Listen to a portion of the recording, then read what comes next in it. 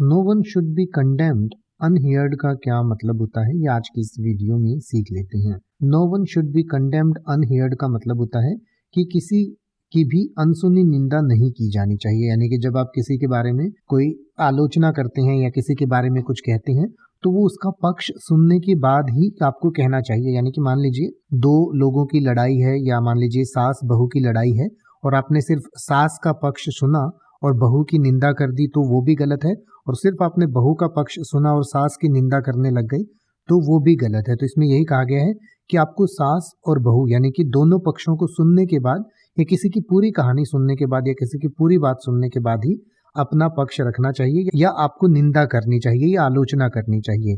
तो यहाँ पर यही कहा गया है कि किसी की भी निंदा या किसी की भी बुराई उसकी पूरी बात सुने बिना नहीं करनी चाहिए।